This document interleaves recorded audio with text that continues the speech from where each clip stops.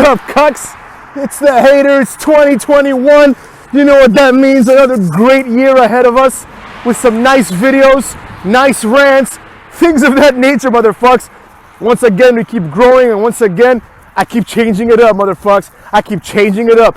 Just when they think they have the answers, boom, motherfucker! The hater changes the questions up in this bitch. So now we're going to talk about something that I thought was very apropos, considering that it's the new year, right?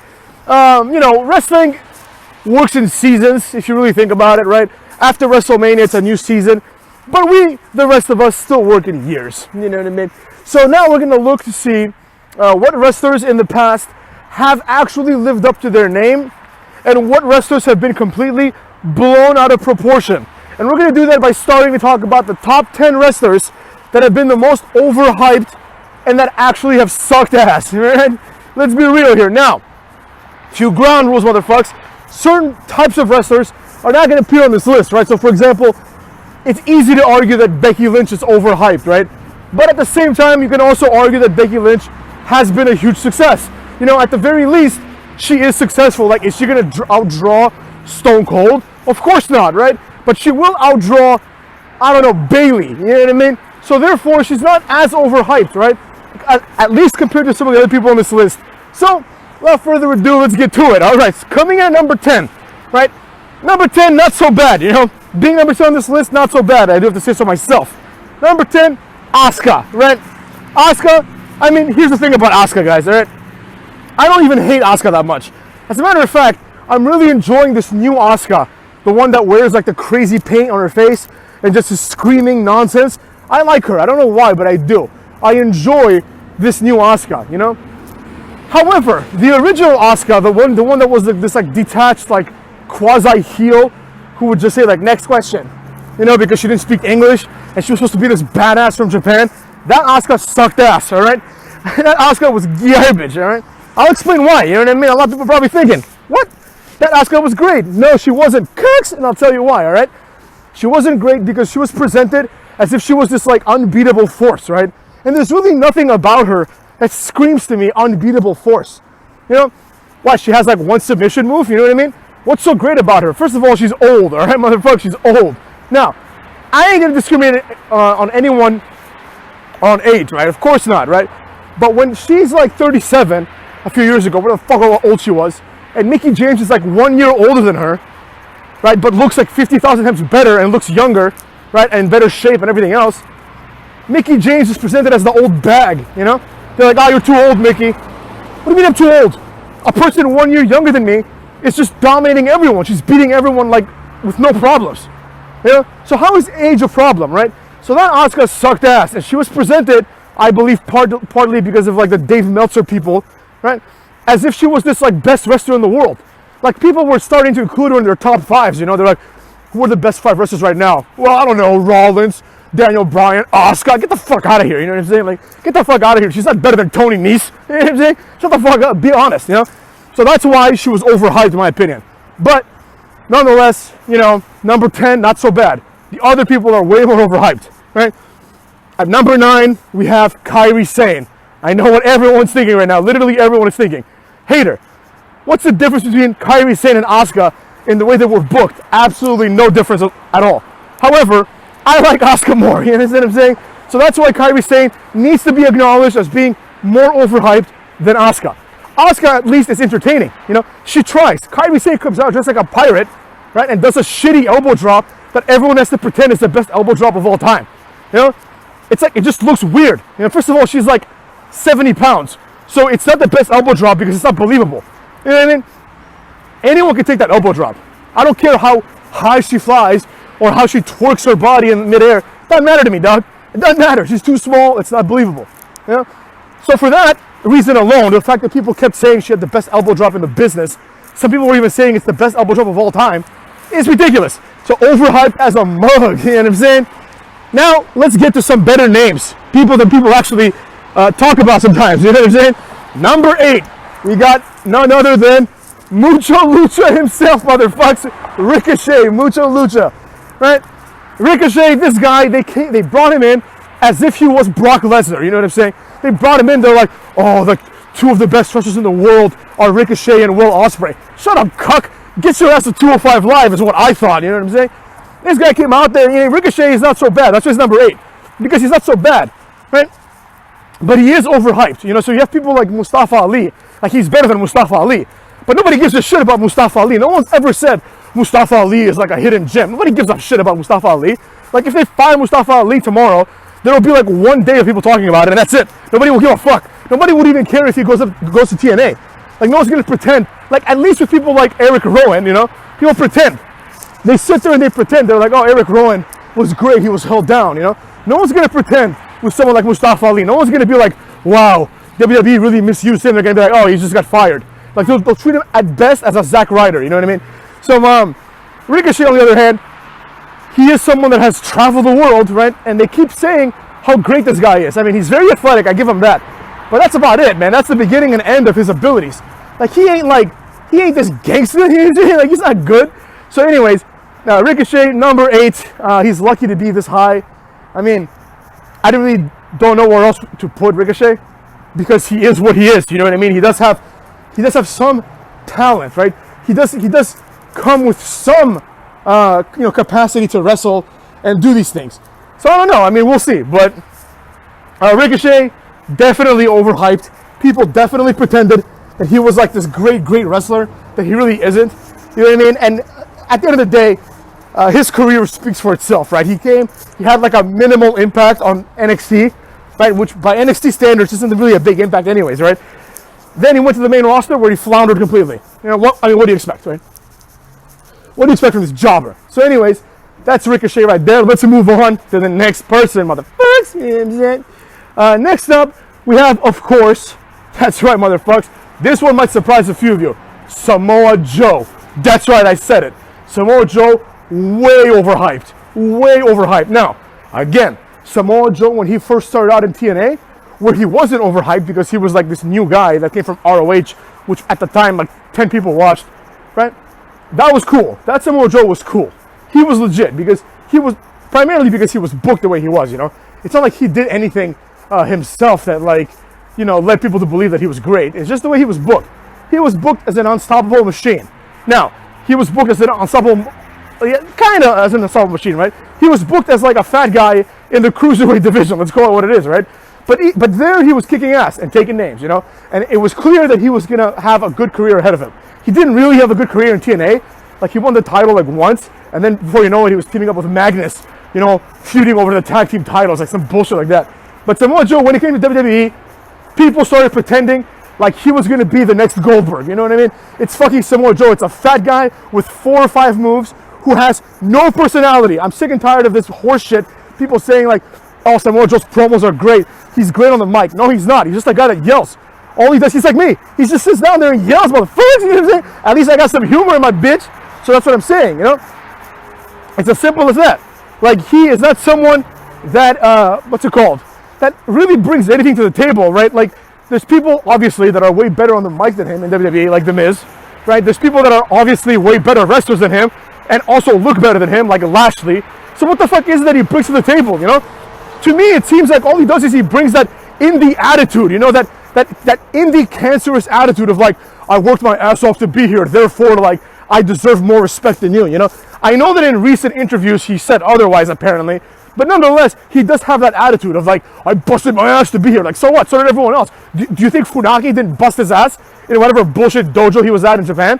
Of course he did. You think John Cena didn't bust his ass to skip the entire like indie run? Of course he did. He busted his ass by working out and looking good, you know what I'm saying? And having charisma. So that's the problem I have with Samoa Joe. It's a mixture of the fact that he has that indie garbage attitude, and also he doesn't really bring anything to the table. He is overrated as fuck. He's overhyped. Samoa Joe is like on the level of Bull Dempsey. Remember Bull Dempsey, motherfuckers? He's like a Bull Dempsey that people pretend is like Sting. So that's all I gotta say about that. Let's move forward from Samoa Joe, from Smo Joe as we call him around here, and move on to our number 6. That's right. We have an AEW original here, motherfuckers. Jungle Boy. That's right. Jungle Boy comes in at number 6. Now, once again, this is a conundrum, right? I ain't got nothing against Jungle Boy. As a matter of fact, I actually enjoy some of the things that he does in the ring, motherfuckers. But the problem I have with Jungle Boy is what I call the JR problem, right? Ever since Jeff Hardy came out back in the day, and JR would say things like, oh, this young man's got his whole future ahead of him. You know, this guy's going to be a future champion, right? JR started saying that for everybody, right? Like, if you're like a guy who's in your early 20s and you wrestle, you have the future ahead of you, which makes sense, but you're also a guaranteed world champion, right? No, motherfucks, no. For that reason alone, Jungle Boy is overhyped. There is nothing distinguishing Jungle Boy from Kip Sabian, right? And not all of them can be AEW champions. You know, some of them are going to have to be jobbers. Now, Jungle Boy is probably not going to be one of those guys, but he also is the one that clearly is positioned as the most overhyped one. At the end of the day, Kip Sabian is out there trading wins and losses probably with like Sonny Kiss or something on AEW Dark. Jungle Boy is out wrestling Jericho, you know? So therefore, he is more overhyped than all the other young motherfucks in AEW except for maybe Darby Allin. But at least Darby Allin's got something to him, you know what I mean? Like, I hate to say it, but like people like the kid, you know what I'm saying? Can't hate on Darby that much, motherfuckers. Next up, number 5. Easily one of my favorite people on this list in terms of their belongingness to this list, because I don't like this wrestler at all. Number 5 is, that's right, motherfuckers, Nia Jax. Nia Jax. This has become more apparent the more she wrestles on TV. Specifically last week or 2 weeks ago, I don't remember when it was, but she had this match against someone. I want to say it was her versus Charlotte or some shit like that, right? And she just looked like this fat slob that had no business being a wrestler. Like, this girl has no business performing for people. She's just a fat slob. Now, nothing wrong with being a little fat, you know? I happen to think that Nia Jax, if she dropped some kilos, you know what I'm saying, she'd be a pretty girl. Like, she's got a pretty face, you know? But I will say this. There's something wrong with being a fat slob, wrestling like a fat slob, and just looking like an asshole, right?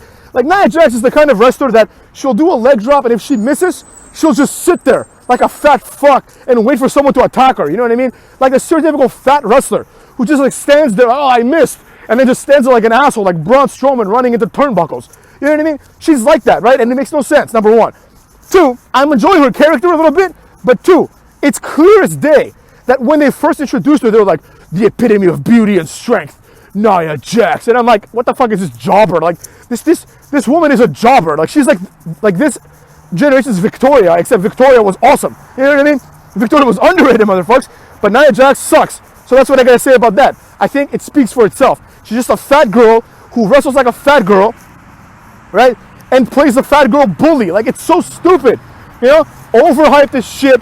People were at one point talking about building the future of the Divas division around Nia Jax. No, motherfuckers. No. A fat girl who does fat girl moves is not interesting and should never be in the main event of even the women's division. That's what I gotta say about that. Now, this number 4 here, I think number 1 and 2 people are gonna agree with me. But number 4 and number 3, people are not gonna like, I don't think, right? Especially number 4. So coming in number 4, here it is, motherfuckers. Probably the reason why I made this video. Keith Lee. That's right. I have completely turned around on Keith Lee. Here's why, motherfuckers. Now, the good things about Keith Lee are still there. Keith Lee is still awesome in the ring, and he's fun to watch because he does cool moves. But over this last year, basically since he was feuding with Dominik Dijakovic on NXT, since then, in my opinion, Keith Lee's stock has gone steadily down, right? A couple of things have happened here. Number one, Keith Lee has been allowed to start speaking for some reason. This guy is one of the worst people on the mic in history. Now, I know already that people are going to disagree with me. I know that he has that promo style that I personally believe makes people think that he's good at promos. But in fact, he's garbage, right? Now, to be fair, I haven't heard many promos from Keith Lee, so maybe he is like the next Stone Cold, who knows? But his delivery style and his presence are beyond comical at this point, right? Keith Lee is turning into a parody of Keith Lee. He is becoming a joke. He is becoming, like, if AEW wanted to make a character called Douche Gee, right? If they would make Douche Gee, which was a parody of Keith Lee, they would start playing him like Keith Lee plays Keith Lee.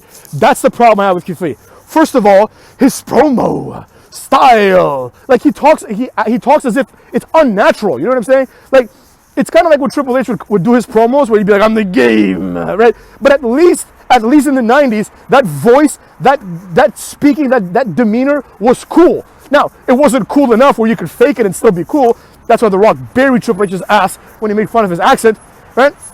However, it wasn't as cringy as this. Keith Lee speaks as if he's saying something like super important and super intelligent. He's like, oh, Keith Lee, the prophecy has become true.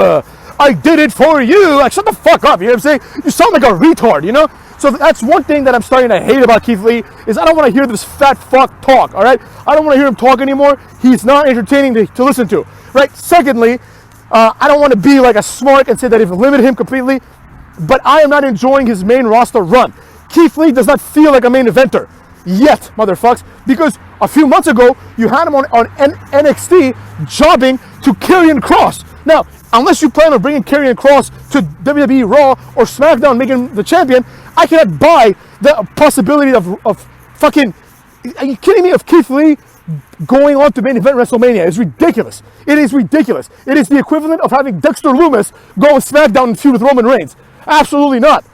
Actually, Dexter Lumis won his feud, so it is what it is. But you know what I'm saying. Keith Lee is not quite there yet. So number one, his delivery, his promo delivery and accent is stupid. Secondly, he has no personality. That's another thing. People like this kid, and I do too. I have things I like about him. Primarily his look and his ability to do power moves. But he has no personality. I saw the little Keith Lee mini documentary they did, where Keith Lee was like, Dusty Rhodes came to me and said, kid, you have a presence I can bask in. And what Keith Lee got out of this, right? Dusty Rhodes, a legend, right? Or was it, Dusty Rhodes. A legend, came to him and said, Keith, you have a presence I can bask in, right?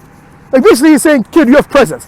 And that cannot be denied. Keith Lee definitely has presence. Probably his biggest strength is his presence. That's why he doesn't need to do promos, because he has presence. He's one of the few people, like a Batista, right? Like Undertaker, you know what I'm saying? Like there's a few people like Kane. There's a few people that are like that they just have a presence, right? Where you don't need, or Triple H even, where you don't need to talk. You just like, you look at him and you're like, oh, this guy's a champ, you know? So there you go, motherfucks. But for some reason, they have him talk anyways, right? Even Drew McIntyre shouldn't be talking. He also has a presence, except for the fact that he's been jobbing for like, 80% of his career, but that's neither here nor there, cucks. So anyways, that's one of Keith Lee's greatest strengths, right? His presence. But what he got from that is, oh, I think I'll start a new thing here. I'll call it Bask in My Glory. His whole identity, right? The whole entire Keith Lee gimmick is he's a fat guy who says, bask in my glory, right? What the fuck does that even mean? Bask in my glory? Like I have glory and you should be like attached to me because of this? Like you should be attracted to me because I'm a glorious person? Sounds like Robert Roode to me, motherfucks, which also was a dead in the water gimmick, the glorious gimmick. Fucking retarded. It's just never gonna see the light of day on the main roster. Eventually it's gonna get old and people are gonna be like, oh, he's just a dude who loses matches and says glorious once in a while. You know? That's the issue here, cucks. That's the issue with Robert Roode while we're at it, but also Keith Lee. He has no personality. His personality is a guy that talks weird and says, bask in my glory. So Keith Lee, I think he deserves to be on this list and to be number 4, because nobody is more overhyped right now, arguably, than Keith Lee. Keith Lee is, people think he's going to be like the next Brock Lesnar. This guy's going to be the next Vladimir Kozlov at this rate. I mean, I hope he can turn it around because I like him. But I got to say it like it is, motherfuckers. You know what I'm saying? Number 3. All right, this one I think will be less controversial, but still a little controversial. Braun Strowman, right? Braun Strowman, I'm starting to hate this motherfucker, man. Like, first of all, Braun Strowman didn't have a spot on last year's WrestleMania card. But all of a sudden, Braun Strowman goes from not having a spot to being in one of the main events and beating Goldberg, of all people, at WrestleMania. So, number 1. Number 2, motherfucks, Braun Strowman, right, is one of the worst wrestlers I've ever seen in my life. Now, this guy, he's strong, but even though he's strong, his move is a shitty power slam. Like, at least Keith Lee does the Spirit Bomb, which is badass. This guy has a power slam. You know, shut the fuck up, enough of that horse shit. 3, he runs into things a lot. I hate that shit. I hate Tom and Jerry wrestling. People running into things. Oh, how am I going to beat the big guy? I know, I'll wait for him to get me out in a power slam, and I'll go behind him and slam him into the turnbuckle post, or on the outside of the turnbuckle. Like, enough of this shit, you know? Find another way. And more importantly, Braun Strowman is, in my opinion, overhyped because he is treated as if he is some sort of big star. Like, I go to WWE.com and you see things like Braun Strowman dressed like an elf, right? Hanging out with like his grandma or some shit, right? I don't want to see this dumb shit Braun Strowman dressed like as an elf? What happened to him being a retard with a sheep mask? What happened to that, you know? All of a sudden he's got parents. All of a sudden he's jumping in frozen lakes for like ALS. You know what I'm saying? Which is cool, because that's good. Charity's good. But enough of this shit.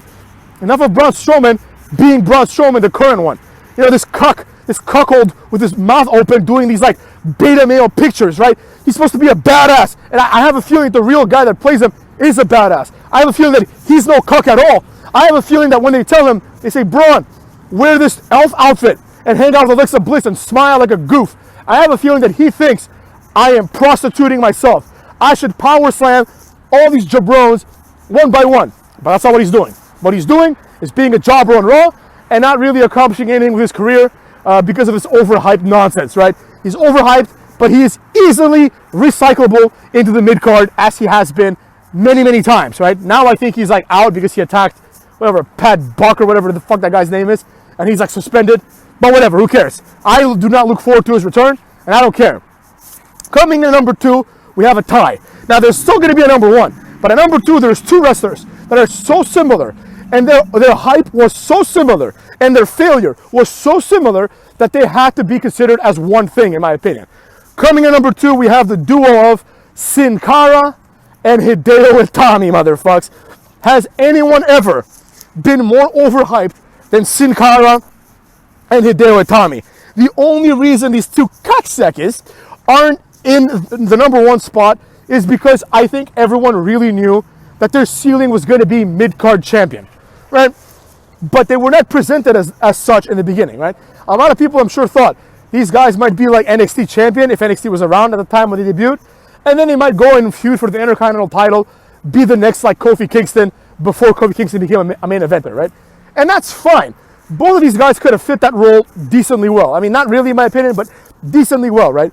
But the reason why they're overrated and overhyped is because when Sin Cara was signed, they had a press conference in Mexico City, right? You'd think they just signed like the next Hulk Hogan, right? What the fuck was that? Dude, you signed the next Chavo Guerrero at best, you know? And obviously Chavo's better, but at best, you've signed the next Chavo Guerrero. You're pretending if you signed the next Rock, right? So he was overhyped from the beginning. Then the fact that this asshole wears a mask makes it easy for him to be replaced by Unico, the other Sin Cara, you know what I mean? Sin Cara just getting replaced left and right, being a jobber his entire run. I mean, he had some moments, both Sin Cara and Unico had some moments, right, where like I think one of them beat Daniel Bryan, but that's probably just because Daniel Bryan, like, beating Daniel Bryan clean isn't a big deal. He's kind of a jobber if you really think about it, right? He's like a guy that like is like a mid-card jobber his entire career, except 1 year here and there, he'll be like a main eventer, you know? But mostly he's a mid-card jobber. So that's pretty much it about Sin Cara. Like, that was the ceiling that he had, and he didn't even achieve any of that. I don't think he won anything in WWE. I mean, except for, he won like some tag team title. It was him and Kalisto. Like, by this time, Kalisto was like the new guy. You know what I mean? Kalisto was like he was the new guy. He was the new Sin Cara. Like, Kalisto was the A side of that team. So, and Kalisto, we all know what happened to him, motherfuckers. So there you go. Sin Cara, abject failure. Hideo Itami, no different. At least Sin Cara tried, motherfuckers. At least Sin Cara tried. Hideo Itami was this out of shape, like 5'6" jabron, right? Who immediately got overshadowed by Finn Balor. Finn Balor coming in to help him against the Ascension was one of the worst things in NXT history. That ruined 3 careers immediately. It ruined Hideo Itami. The Ascension was, at that point, was undefeated, and they were ruined completely, right? And the only person that benefited, quasi, was Finn Balor. You know what I mean? These people are retards for doing it the way they did it. They should have obviously seen that a guy who dresses up as a killer with body paint and crawls to the ring with a cool entrance is going to be more attractive to the casual fan than a guy that you've just told them to be excited about, but who looks like Taka Michinoku. You know what I'm saying? He has that Taka Michinoku body type. And it is impossible to distance yourself from that. You look at a guy, you're like, oh, he looks like Taka Michinoku. Taka Michinoku was a jobber, therefore this guy must be a jobber. And then you start treating him like a jobber, right? Then he gets injured, which is not his fault, I guess, but he gets injured, and he's out. He comes back, gets injured again, another 12 months out, right? This guy pretty much just wasted a few years of his life in America living here, and getting paid to do nothing, right? They expected him to be this next big thing. I remember WWE.com did an article saying like, what's going to be happening in 5 years? They were saying how Dean Ambrose will be world champion and how Hideo Itami will be Intercontinental champion and will have won Money in the Bank. And I'm like, are these people insane? They really think that Hideo Itami is going to one day win Money in the Bank? No, motherfuckers. He's lucky to win the Intercontinental title, period. You know, this guy's got Bo Dallas written all over him. So there you have it, motherfuckers. Number 2 is the two-way tie of Sin Cara and Hideo Itami. Now, number 1, for anyone that listens to me, should not be a surprise. Number 1 is by far the most overhyped motherfucker I've ever seen in my life. The answer to the question of who is number 1 on this list is clear. The answer is Shinsuke Nakamura, motherfuckers. That's right, Nakamura. Now, you're probably thinking, wait a second, why is Nakamura above, or I guess below in this case, below Hideo Itami? And I'll tell you why, motherfuckers. Because of the level of hype. Now, although Nakamura has had a much more successful WWE career than most, probably all foreign wrestlers in the last few years, for sure, maybe the last 20 years, I don't know, right? Is very simple. He has had the success, but he was primed to do much, much more. He was clearly primed to be one of the faces of WWE. And I'm sure that he still will be the face of WWE or NXT Japan when that shit happens. They'll just put him in there and make him NXT Japan champion. But let's be real, motherfuckers. Let's be real. The transition from NXT to the main roster for Nakamura did not work out well. The facts are what the facts are.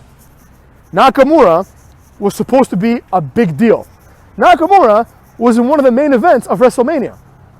However, and here it's a big however, motherfuckers, Nakamura is, I think, the only person who thus far, I think in history, since the Royal Rumble has been associated with a title shot at WrestleMania, he is the only one in history to win the Royal Rumble but not become champion. Now, I'm not saying he becomes champion at WrestleMania, because that doesn't always happen, you know?